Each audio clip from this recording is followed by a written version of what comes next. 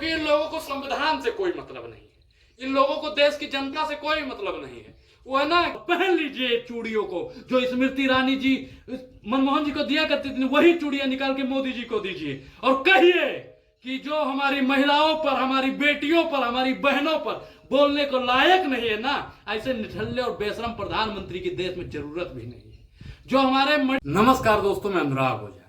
कैसे हैं आप लोग? ठीक ही होंगे। तू इधर उधर की बात न कर, तू इधर उधर की बात न कर, ये बता तेरा काफिला क्यों लूटा? प्रधानमंत्री जी, आप मणिपुर पर क्यों नहीं बोल रहे हो साहब? लगभग 100 दिन हो गए और प्रधानमंत्री जी मणिपुर पर चुप्पी नहीं तोड़ रहे। प्रधानमंत्री जी चाह लेना तो जो अराजकता देश में फैली हुई है ना, शांत हो सकती है। प्रधानमंत्री जी शांति का पैगाम दे सकते हैं, लेकिन साहब को कहाँ मौका है।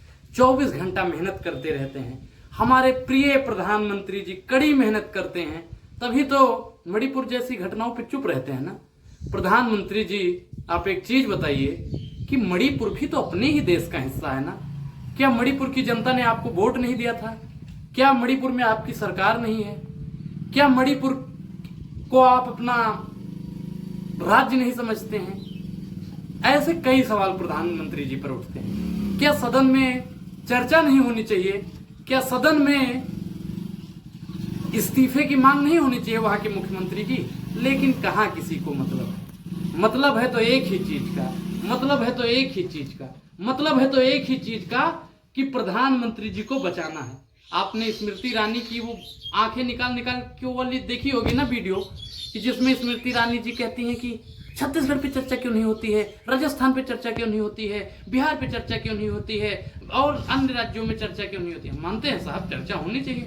जहां भी बेटियों का अपमान हो, जहां भी बहनों का अपमान हो, जहां पे माताओं का अपमान हो, वहां पे चर्चा होनी चाहिए, वहां पे चर्चा जरूर होनी चाहिए। लेकिन स्मृति ईरानी जी, आप एक चीज बताइए, आप भी एक महिला हो और एक महिला को जितनी अच्छे से एक महिला समझ सकती है, कोई पुरुष नहीं समझ सकता है। और आप बाल विकास मंत्री होने के नाते इतनी तो वफादारी दिखाइए।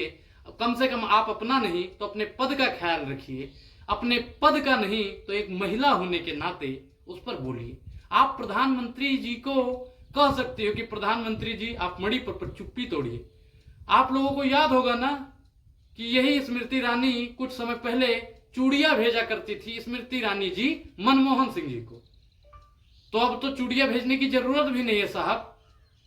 सदन में मोदी जी भी उपलब्ध होते हैं, स्मृति ईरानी जी भी उपलब्ध होती हैं। तो वहां पे चूड़ियां निकाल के सीधा पकड़ा दीजिए, लीजिए और पहन लीजिए चूड़ियों को जो स्मृति ईरानी जी मनमोहन जी को दिया करती थी, वही चूड़ियां निकाल के मोदी जी को दीजिए और कहिए कि जो हमारी महिलाओं पर, हमारी बेटियों पर, हमारी बहनों पर बोलने को लायक नहीं है ना, ऐसे निठल्ले और बेशरम प्रधानमंत्री की देश में जरूरत भी नहीं है। जो हमारे मणिपुर में बोलने के लिए तैयार न हो, ऐसे देशद्रोही नेता को रखने की जरूरत नहीं है। सदन में जब नचनिया और गाने वाले, सीरियल वाले पहुंच जाएंगे ना, तो यही होगी।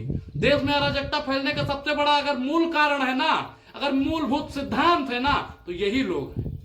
क्योंकि इन लोगों को संविधान से कोई मतलब नहीं है, इन लोगों को देश की जनता से कोई मतलब नहीं है। वो है ना कि हिंदू मुस्लिम कटे मरे, बस इनको यही से मतलब है। इनको मतलब है कि हिंदू मुस्लिम जितने हैं आपस में लड़ते रहे, जातियों में लड़ा दो, जातियों में उलझा दो, अपनी राजनीतिक रोटियां सेक लो। तो भारतीय जनता पार्टी की शुरू से आदत है कि वो हिंदू मुसलमान पर लड़ेंगे, जातियों पर लड़ेंगे और बहन बेटियों के चिथड़े चिथड़े कर देंगे। आपको याद होगा ना कि 15 किलोमीटर तक लड़कियों को घुमाने वाला कौन था? भाजपा का नेता था।